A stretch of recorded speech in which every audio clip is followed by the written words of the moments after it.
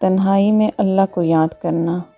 نبی کریم صلی اللہ علیہ وسلم نے فرمایا 7 طرح کے آدمی ہوں گے جن کو خدا اس دن اپنے عرش کے سائے میں جگہ دے گا، جس دن اس کے عرش کے سائے کے سوا اور کوئی سایہ نہ ہوگا۔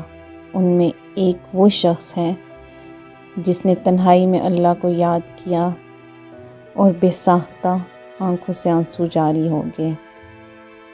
تنہائی انسان کو کمزور نہیں کرتی، البتہ اور مضبوط بنا دیتی ہے، کیونکہ جو تنہا رہنا سیکھ جاتے ہیں وہ زخم سہنا سیکھ جاتے ہیں اور خاموش رہنا بھی سیکھ جاتے ہیں۔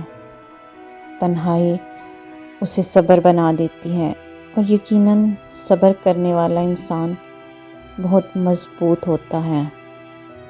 تنہائی میں آنسو بہانا، اپنے گناہوں کو یاد کرنا، ندامت اختیار کرنا، شرمندگی اختیار کرنا اور اپنے رب کو راضی کرنا، یہ رب کو بہت پسند ہے۔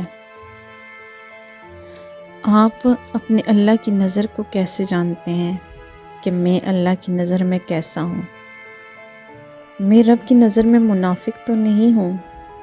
حسن بصری رحمۃ اللہ علیہ کہتے ہیں کہ ڈریں اس بات سے کہ سب کے سامنے، لوگوں کے سامنے بڑی اچھی باتیں کرتے ہوں، لیکن تنہائی میں تمام وہ کام کرتے ہوں جو اللہ تعالیٰ کو ناپسند ہے۔ منافقت سے وہی ڈرتا ہے جو مومن ہے۔ ابن ملائکہ فرماتے ہیں کہ میں 30 سے زیادہ صحابہ سے ملا، تمام کے تمام نفاق سے ڈرتے تھے کہ ہم منافق نہ ہوں۔ ہم کتنا ڈرتے ہیں، ہم کتنا روتے ہیں کہ یا رب گناہ بہت زیادہ ہیں، امن تھوڑا ہے، سفر بہت لمبا ہے، پتہ نہیں آگے کیا بنے گا، آپ راضی ہیں یا نہیں۔ ایک شخص آیا حذیفہ بن یمان کے پاس۔ حذیفہ بن یمان کون ہے؟ اللہ تعالیٰ کے نبی کے رازدار، جن کے پاس منافقوں کی لسٹ تھی، اور کہا یا حذیفہ مجھے بتا دو کیا میں منافقین کی لسٹ میں تو نہیں ہوں؟ تو حذیفہ بن یمان نے ان سے پوچھا کیا تم جب اکیلے ہوتے ہو تو نماز پڑھتے ہو اور جب گناہ ہو جائے تو تم اکیلے میں روتے ہو؟ فرمایا جی ہاں، اور کہا تم منافقین میں سے نہیں ہو۔ میں اور آپ دیکھیں جب اکیلے ہوتے ہیں تو ہم کیا کرتے ہیں؟ نمازیں پڑھتے ہیں، نوافل ادا کرتے ہیں، اللہ کے سامنے روتے ہیں، اللہ کو راضی کرتے ہیں۔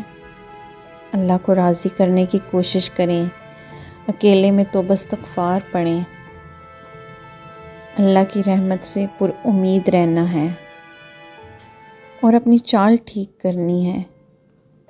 اپنے آنسوؤں کو لوگوں کے سامنے رائیگاں نہیں کرنا، کیونکہ ان آنسوؤں کے خریدار رحمت پروردگار ہے۔ اس کے سامنے بہاؤ اور پھر دیکھ لو، اپنی تنہائی کو پاکیزہ کر لو۔